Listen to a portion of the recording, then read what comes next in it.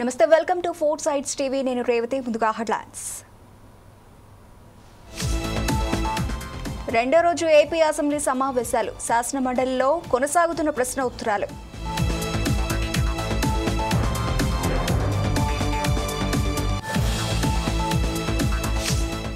ఢిల్లీలో Telangana CM busy business standards వార్షిక ఫోరంలో ప్రసంగం.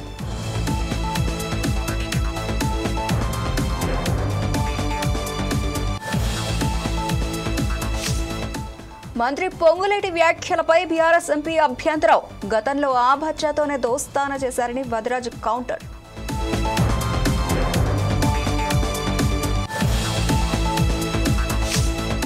నిర్మల్ జిల్లా కుబేర్ పోలీస్ స్టేషన్లో దారుణం. రాత్రి విధులు నిర్వర్తిస్తున్న హెడ్ కానిస్టేబుల్ పై దాడి.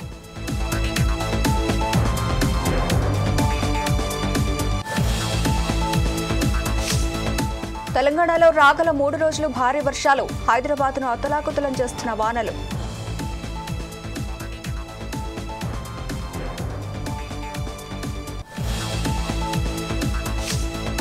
ముంబై యాపిల్ స్టోర్ వద్ద తీవ్ర గందరగోళం.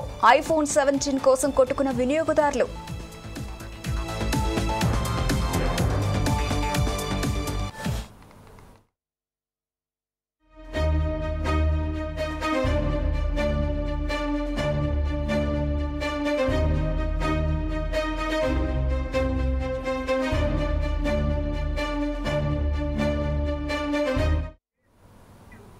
బ్రేకింగ్ న్యూస్ చూస్తున్నాం. నిర్మల్ జిల్లా కుబేర్ పోలీస్ స్టేషన్ లో దారుణం జరిగింది. రాత్రి విధులు నిర్వర్తిస్తున్న హెడ్ కానిస్టేబుల్ నారాయణపై ఓ వ్యక్తి కత్తితో దాడి చేశాడు. ఈ ఘటన స్థానికంగా కలకలం రేపింది. అబ్దుల్ కలీం అనే వ్యక్తి రాత్రి కుబేర్ పోలీస్ స్టేషన్ కు వెళ్లాడు. నేరుగా ఎస్ఐ రూమ్ లోకి వెళ్లబోతూ ఉండగా నైట్ డ్యూటీ చేస్తా ఉన్న హెడ్ కానిస్టేబుల్ నారాయణ అడ్డుకోపోయాడు. దీంతో హెడ్ కానిస్టేబుల్ నారాయణపై కత్తితో దాడి చేశాడు. అక్కడే ఉన్న హోంగార్డ్ గిరి అడ్డుకోవడానికి రాగా బలంగా తోసేయడంతో అతని చేతులకు కూడా గాయాలైనట్లుగా తెలుస్తోంది. ఇక దాడి అనంతరం నిందితుడు పరారయ్యాడు. గాయపడిన హెడ్ కానిస్టేబుల్ నారాయణ హోంగార్డ్ గిరికి కుబేర్లో ప్రాథమిక చికిత్స అందించి అనంతరం మెరుగైన వైద్యం కోసం మైమ్సా ఏరియా ఆసుపత్రికి తరలించారు. ఏకంగా స్టేషన్లోనే కానిస్టేబుల్ పై దాడి చేయడంతో ఈ ఘటనను పోలీసులు సీరియస్ గా తీసుకున్నారు. తెల్లవారుజామున నిందితుడిని అదుపులోకి తీసుకున్నారు. ఈ ఘటనపై కేసు నమోదు చేసి దర్యాప్తు చేస్తున్నారు పోలీసులు.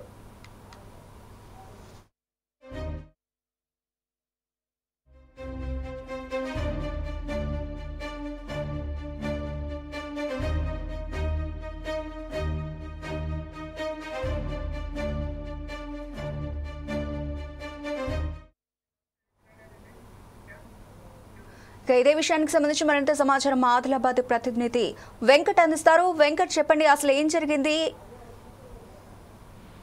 రేవతి, రాత్రి 10 గంటలకు ఒక వ్యక్తి కత్తితో కుబేర్ పోలీస్ స్టేషన్ కు వచ్చాడు. అక్కడ ఉన్న హోంగార్డును అక్కడ ఉన్నటువంటి హెడ్ కానిస్టేబుల్ నారాయణ పైన దాడి చేశాడు. నారాయణ పరిస్థితి మాత్రం విషమంగా మారింది. కత్తితో పొడవుతో తీవ్రంగా గాయాలయ్యాయి. మొత్తానికైతే ఆ వ్యక్తిని మహారాష్ట్ర నుండి వలస వచ్చిన వ్యక్తి మహమ్మద్ కలీం గా గుర్తించారు. అతను నిన్న రాత్రి ఇంట్లో గొడవపడి ఫిర్యాదు చేయడానికి పోలీస్ స్టేషన్ వచ్చాడు. పోలీస్ స్టేషన్ వచ్చి పోలీస్ స్టేషన్ ఎస్ఐ రూమ్ లోకి వెళ్తుండగా అక్కడ ఉన్నటువంటి హెడ్ కానిస్టేబుల్ నారాయణ అతన్ని అడ్డుకున్నాడు. అందులో సార్ లేరు, ఎక్కడికి వెళ్తున్నావు చెప్పండి, విషయం ఏంటి అని అడగడంతో అతను కోపోద్రక్తుడైనటువంటి అబ్దుల్ కలీం వెంటనే అతను తెచ్చుకున్నటువంటి కత్తితో నారాయణ హెడ్ కానిస్టేబుల్ పైన దాడి చేశాడు. వెంటనే అక్కడ ఉన్నటువంటి హోంగార్డ్ ఆపే ప్రయత్నం చేశాడు. అతన్ని కూడా నెట్టడంతో అతను పక్కకు పడిపోయాడు. అతనికి కూడా తీవ్ర గాయాలయ్యాయి. నారాయణను మొత్తానికైతే మెరుగైన వైద్యం కోసం దగ్గర స్థానికంగా ఉన్నటువంటి ఏరియా ఆసుపత్రికి తరలించారు. ఆయన పరిస్థితి విషమంగా ఉండటంతో మెరుగైన వైద్యం కోసం నిజామాబాద్ తరలించారు. అయితే మొత్తానికైతే ఈ ఘటన పట్ల పోలీసులు చాలా సీరియస్ గా తీసుకున్నారు.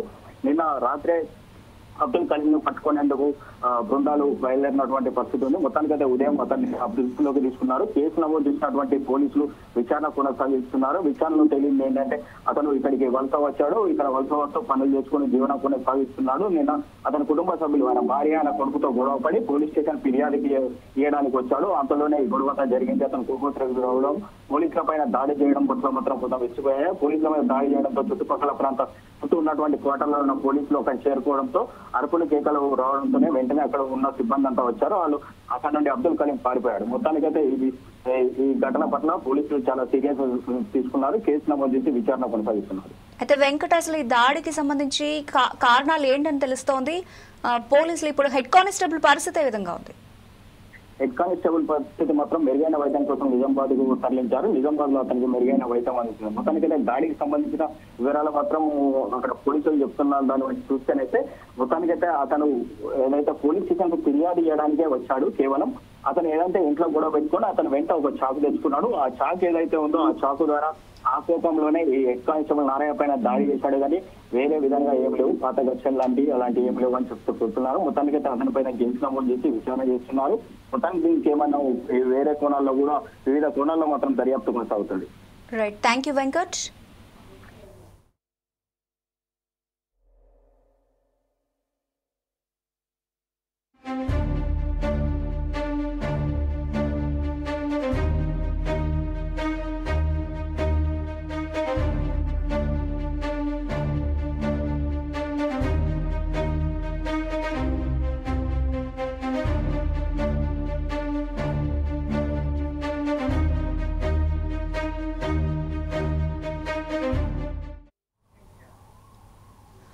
వైసీపీ నుంచి అధికార పార్టీలోకి వలసలు కొనసాగుతున్నాయి. తాజాగా చిలకలూరుపేటకు చెందిన వైసీపీ ఎమ్మెల్సీ మరి రాజశేఖర్ టీడీపీలో చేరనున్నారు. అమరావతిలో టీడీపీ అధినేత సీఎం చంద్రబాబు సమక్షంలో మరి రాజశేఖర్ టీడీపీలో చేరనున్నారు. ఆయనతో పాటు పలువురు వైసీపీ నేతలు సైతం టీడీపీలో చేరనున్నారు. ఇప్పటికే వైసీపీతో పాటు ఎమ్మెల్సీ పదవికి మరి రాజశేఖర్ రాజీనామా చేశారు.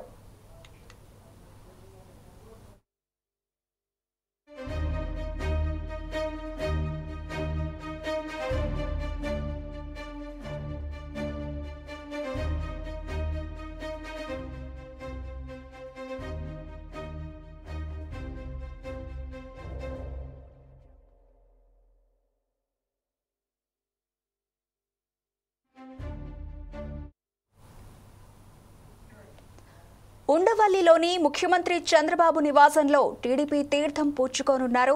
వైఎస్ఆర్సీపీలో సుదీర్ఘకాలంగా పనిచేసిన మరి రాజశేఖర్ పార్టీలో సరైన గుర్తింపు రాకపోవడంతో తీవ్ర అసంతృప్తితో ఉన్నారు. వైఎస్ఆర్సీపీ అధినేత జగన్ పనితీరు నచ్చక పార్టీ మారాలని నిర్ణయించుకున్నట్లుగా తెలుస్తోంది. అయితే ఈ క్రమంలో గత కొన్ని నెలల క్రితం వైఎస్ఆర్సీపీకి శాసనమండలి పదవికి రాజీనామా చేశారు.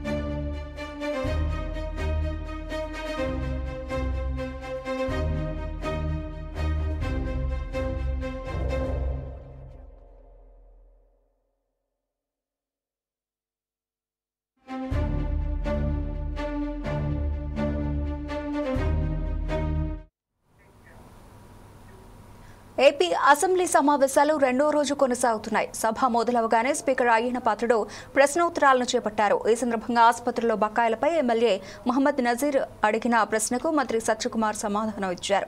ఆసుపత్రులకు 110 కోట్ల రూపాయలు బకాయిలు ఉన్నాయని, గుంటూరు గవర్నమెంట్ ఆసుపత్రికి 4,09,00,000 పెండింగ్ లో ఉన్నట్లు మంత్రి వెల్లడించారు. కూటమి ప్రభుత్వం అధికారంలోకి వచ్చిన తర్వాత 457 కోట్లు ప్రభుత్వం చెల్లించిందని తెలిపారు. గుంటూరు ప్రభుత్వ ఆసుపత్రికి 20 కోట్లకు పైగా బకాయిలు చెల్లించామన్నారు. నిలిచిపోయిన ఆరోగ్యశ్రీ అని చెబుతున్నారని, కానీ ఇది నిలిచిపోలేదని అన్నారు.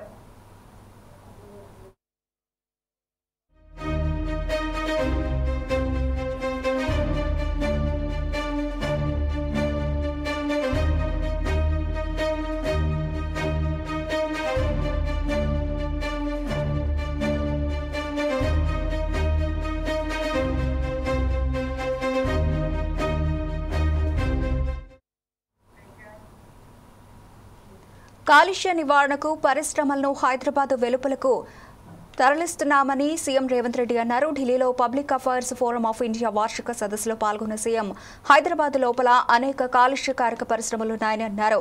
ఈ పరిశ్రమలను నగరంలోని ప్రధాన పట్టణ ప్రాంతాల నుండి సెమీ అర్బన్ జోన్లకు మారుస్తామని చెప్పారు. హైదరాబాద్లో ఈవీ వాహనాలను ప్రోత్సహిస్తున్నట్లు తెలిపారు. మెట్రో రైల్ నెట్వర్క్ ను విస్తరించడానికి తాము కట్టుబడి ఉన్నామని స్పష్టం చేశారు.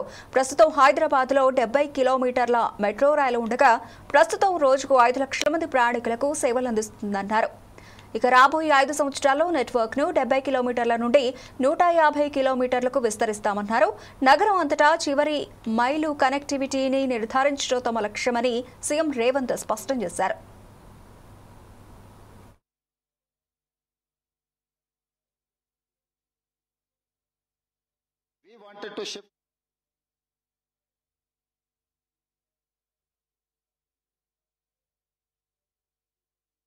Also there, we wanted to shift all those industries from inside of Hyderabad to core urban to semi-urban. Semi-urban is the manufacturing zone. And second thing, we wanted to construct a metro rail. We wanted to expand metro rail. Today we have 70 kilometers of metro. Once we have initiated in 2004 for metro, we were in second position. Because of certain reasons, now we are in 9th place. So now I wanted to overcome that. Today we have 70 kilometers metro rail. We wanted to expand 150 kilometers. We don't have last mile connectivity. 25 years back we have planned for our metro. That time we have constructed 70 kilometers of metro. Today my city is developed like anything. New areas, they have come up with a good development. They need last mile connectivity.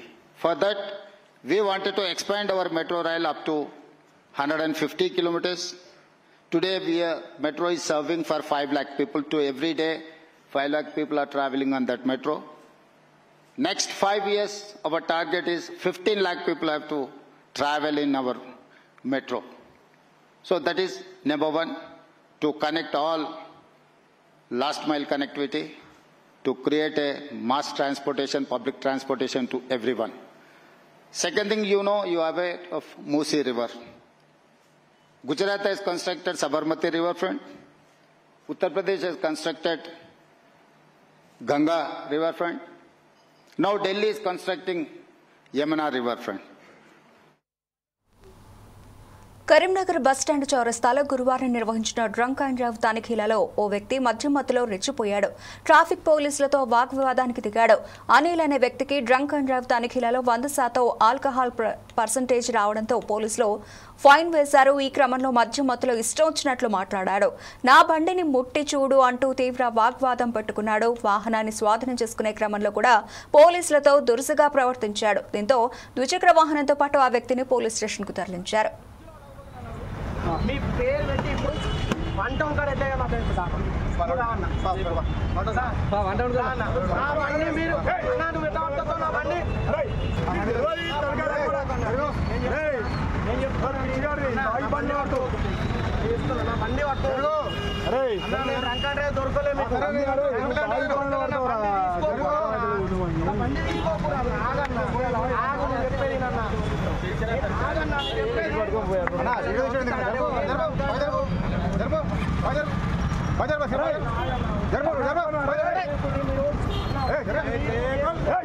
Kumar Raju రాజు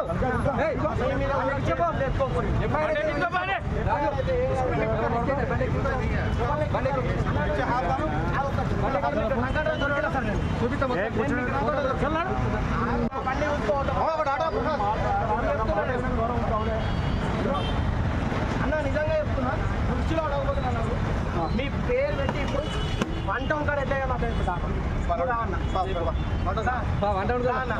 బండి మీరు నువ్వు ఎట్లా పడుతుందో నా బండి కూటమి ప్రభుత్వంపై మాజీ మంత్రి విడుదల రజనీ ఆగ్రహం వ్యక్తం చేశారు. వైఎస్ఆర్ కాంగ్రెస్ పార్టీ అధ్యక్షుడు మాజీ ముఖ్యమంత్రి జగన్మోహన్ రెడ్డి పేదల ఆరోగ్య భద్రత కోసం తీసుకొచ్చిన మెడికల్ కాలేజీలను ప్రైవేటు పరం చేయాలని ప్రస్తుత ప్రభుత్వం చేస్తోందని రజనీ విమర్శించారు. గతంలో జగనన్న ప్రభుత్వం 8,500 కోట్ల రూపాయల వ్యయంతో 3 దశల్లో 17 గవర్నమెంట్ మెడికల్ కాలేజీల నిర్మాణానికి శ్రీకారం చుట్టిందని చెప్పారు. ఇప్పటికే 5 కాలేజీలు ప్రారంభమయ్యాయి, మరో 5 ప్రారంభానికి సిద్ధంగా ఉన్నాయన్నారు. మిగిలిన 7 కాలేజీల నిర్మాణం కూడా శరవేగంగా జరుగుతోందని తెలిపారు. జిల్లాల వారీగా ఈ కాలేజీలను ఏర్పాటు చేయడం వల్ల పేదలకు కార్పొరేట్ స్థాయి వైద్య సేవలు అందుబాటులోకి వస్తాయని రజనీ అన్నారు.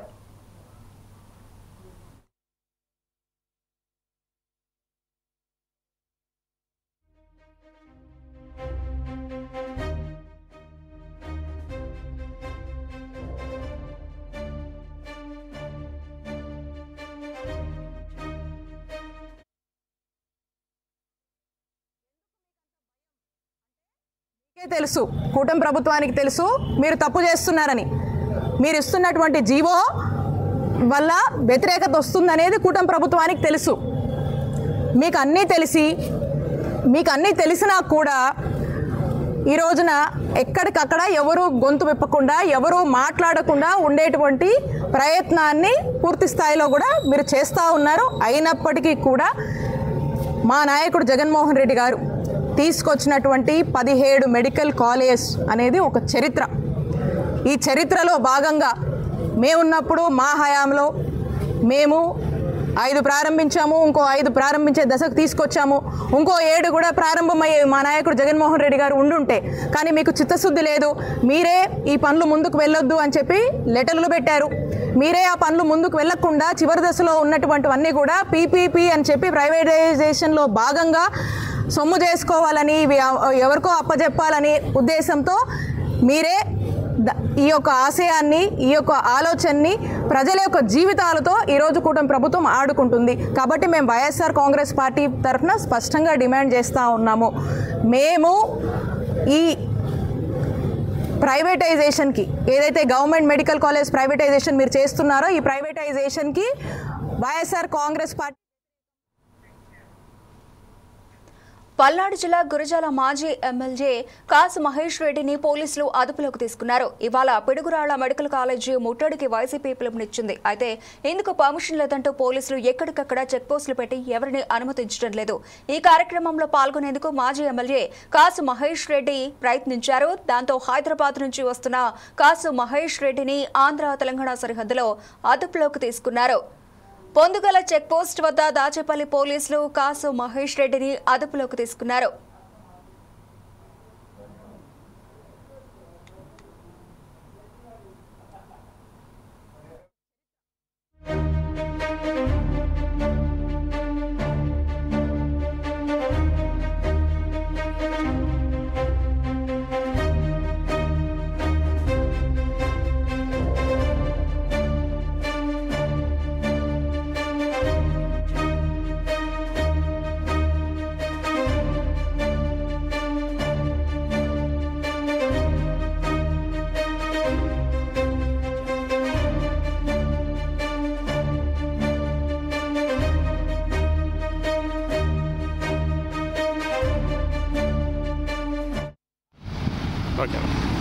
ఆంధ్ర రాష్ట్రంలో ఇంత దారుణమైన పరిస్థితి బహుశా గతంలో ఎప్పుడు చూడలేదు.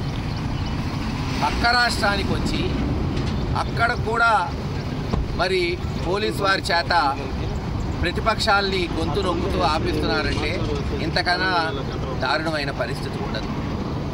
ఈ రోజున మేము నిరసన తెలియజేస్తుంది దేని కొరకో ఆంధ్ర రాష్ట్ర ప్రజలు అర్థం చేసుకోవాలి. ప్రతి పేదవాడు కేవలం 30,000 రూపాయలకే సంవత్సరానికి వైద్య విద్యని అభ్యసించేటట్టు చర్యలు చేపట్టాడు జగన్మోహన్ రెడ్డి గారు. ఆలోచించండి, సంవత్సరానికి 30,000 అంటే స్కూల్లో 10వ క్లాస్ కన్నా తక్కువ ఫీజులు.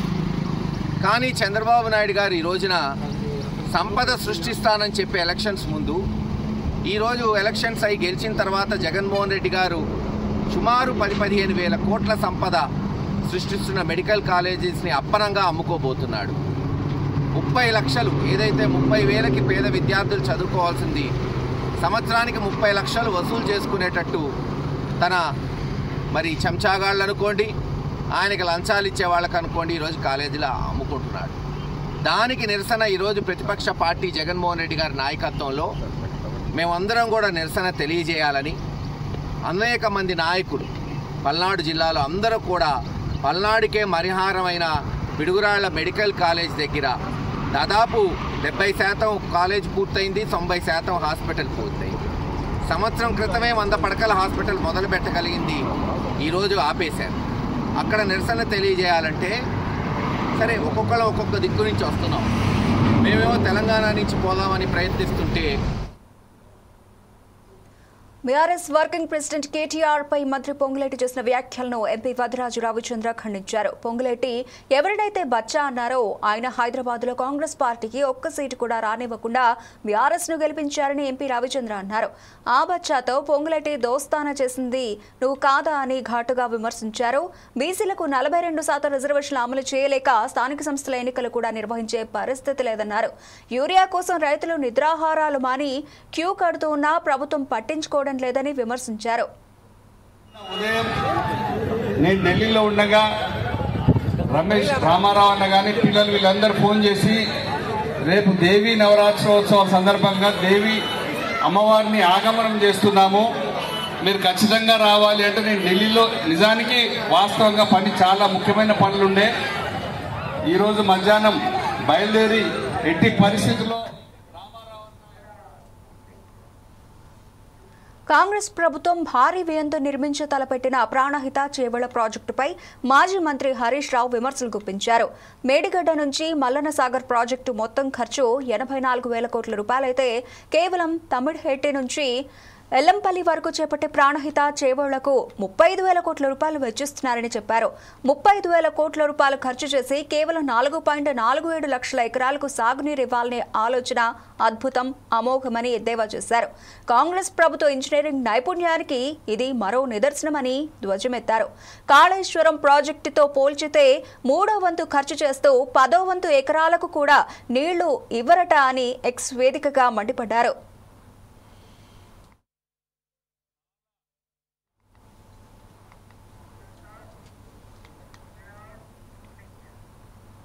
విశాఖ నగరంలోని గాజువాకలో ఉన్న హిందుస్థాన్ పెట్రోలియం కార్పొరేషన్ లిమిటెడ్ ప్లాంట్లో భారీ అగ్ని ప్రమాదం సంభవించింది. ఆర్యుఎఫ్ సైట్లో కంప్రెసర్ లీక్ అవడంతో ఒక్కసారిగా మంటలు చెలరేగాయి. ఈ ఘటనతో అప్రమత్తమైన కార్మికులు భయంతో షెడ్ నుంచి బయటకు పరుగులు తీశారు. ఈ ఘటనతో గాజువాక ప్రాంతంలో కలకలం రేగింది. సమాచారం అందిన వెంటనే అగ్నిమాపక భద్రతా సిబ్బంది ఘటనా స్థలానికి చేరుకుని సహాయక చర్యలు చేపట్టారు.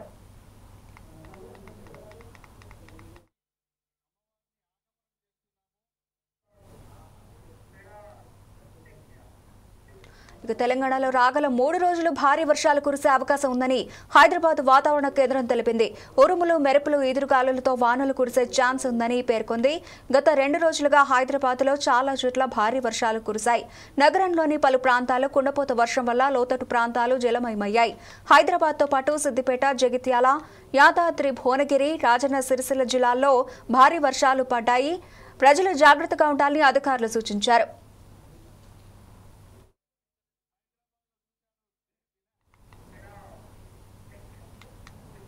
ప్రపంచవ్యాప్తంగా యాపిల్ ఐఫోన్లకు ఉన్న క్రేజ్ అంతా ఇంత కాదు. తాజాగా లాంచ్ చేసిన ఐఫోన్ 17 సిరీస్ ను కోసం యువత ఎగబడుతున్నారు. కొత్త ఫోన్ ను అందరికంటే ముందు సొంతం చేసుకోవాలనే ఆతృతతో వచ్చిన వినియోగదారులు, టెక్ ప్రియుల మధ్య తీవ్ర వాగ్వివాదం జరిగి అది కాస్త తోపులాటకు దారితీసింది.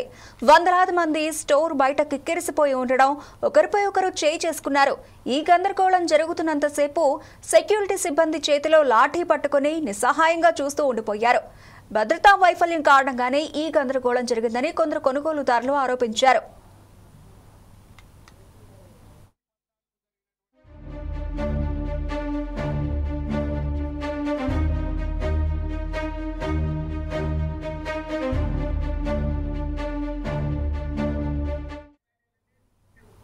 యాపిల్ తన ఐఫోన్ 17 సిరీస్లో భాగంగా ఐఫోన్ 17, ఐఫోన్ 8తో పాటు టాప్ మోడల్స్ అయిన ఐఫోన్ 17 ప్రో, ప్రో మ్యాక్స్లను విడుదల చేసింది.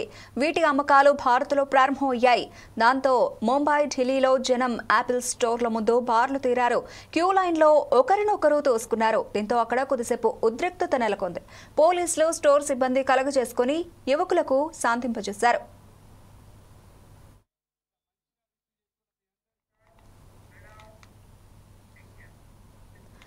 యాసిడ్ ప్రియులకు ఆదిరిపోయే గుడ్ న్యూస్. గత కొద్ది రోజులుగా భారీగా పెరిగిన బంగారం ధరలు ఇప్పుడు వరుసగా పడిపోతున్నాయి. పండుగ సీజన్లో బంగారం ధరలు దిగొస్తూ ఉండడంతో కొనుగోళ్లు పెరిగే అవకాశం ఉంది. దేశీయంగా అంతర్జాతీయంగా ధరలు తగ్గుముఖం పట్టాయి. నిన్న 200 రూపాయలు పడిపోయిన పుత్తడి ధర ఇవాళ ఏకంగా 500 రూపాయలు తగ్గింది. హైదరాబాద్ మార్కెట్లో 22 క్యారెట్ల బంగారం ధర 1,01,900 రూపాయలకు దిగొచ్చింది. 24 క్యారెట్ల పుత్తడి ధర 540 రూపాయలు తగ్గింది. దాంతో 10 గ్రాముల ధర 1,11,170 వద్ద కొనసాగుతోంది. బంగారం ధరల మాదిరిగానే వెండి రేట్లు కూడా దిగొచ్చాయి. ఇవాళ ఒక్కరోజే 1000 రూపాయలు తగ్గింది. దాంతో కేజీ వెండి ధర 1,41,000 వద్దకు చేరింది.